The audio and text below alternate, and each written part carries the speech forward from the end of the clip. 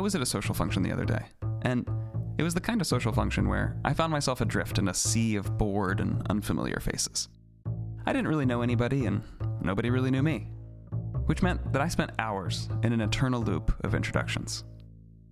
I'm sure you've experienced this at one point or another. These conversations follow the same format, the same banal song and dance, every time, to a T. You exchange names, how you're related to the event's host, and then what you do to make a living. You'll then maybe dawdle for a moment on an article of clothing you find mutually admirable, or make a safe joke about a mutual acquaintance, but that's it. The night moves on, and you do the dance again, with a different, indistinguishable stranger. But a funny thing happened to me during one of these encounters. The song and dance ground to a halt, and some true awkwardness filled the space. It went a little like this. A man came up to me, a man whom I had never laid eyes on before, and we launched into the usual discourse. We exchanged names, our relations. I asked him what he did for a living. He said business and marketing. I didn't ask any further questions. Then he asked me what I did. I told him I was a student, a grad student actually, at the local university. He asked me what I was getting my degree in. I told him English, with a focus in literature and cultural studies. And then time ground down to a merciless standstill.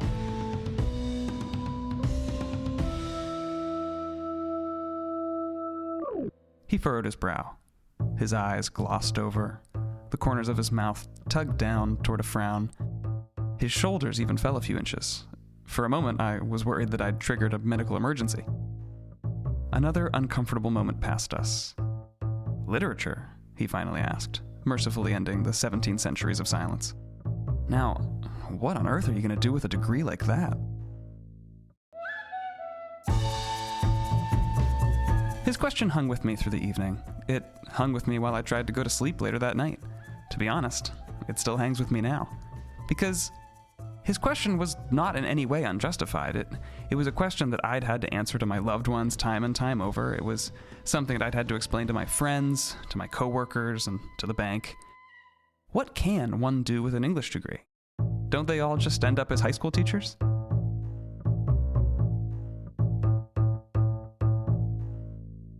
When he asked, that man at the party, I didn't know how to answer. You'd think I'd be pretty good at it by now, but the problem is that I simply don't know where to begin sometimes. There are so many avenues to pursue with a degree in English, in lit and cultural studies, that it would have taken the rest of the evening to illuminate him. So I told him that I intended to be a professor. I lied, but it ended the predicament.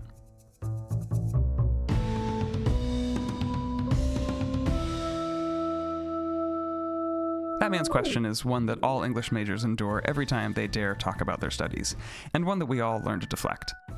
It's a pain, it's a little funny, and it's a major contribution to the massive decrease in humanities department enrollment nationwide.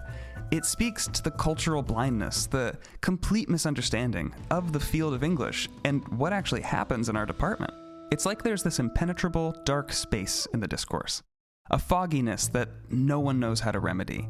The humanities is more than just studying arts and crafts under an oak tree. It's more than stuffy old men reading Chaucer in tweed jackets with elbow patches. It's the human race's judiciary branch. It's out of the humanities that we get things like the 1619 Project, that we get things like Stamped, Lord of the Rings, or even the Barbie movie. Each of these entities were created by graduated English majors, some from folks with MAs and above. And each has tremendously impacted society in its own unique and powerful way.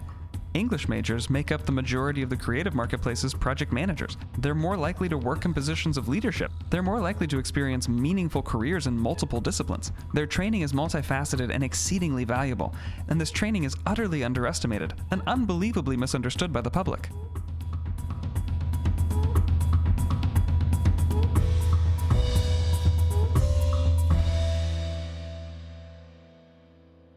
The OED defines relevate as the act of elevating, of lifting up a person or thing, literally or figuratively.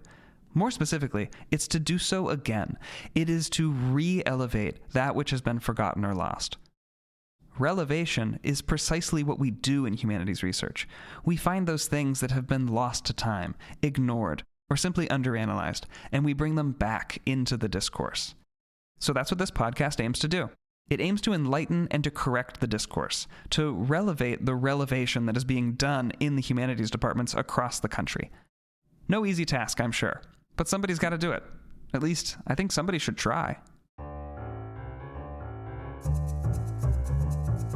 Every Monday, we're going to talk to either a student, a grad student, or a faculty member from a humanities department.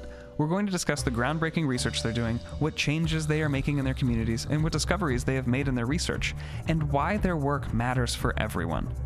We're going to pull the curtain back on the humanities, show how important the field really is, and explain what people can actually do with their studies. So come along with me, Daniel Charles Wright, your host on this adventure, and see what the humanities has to offer. We have some really exciting stuff lined up for you. It is an exceptional lineup of interviews. I'll see you at the first episode.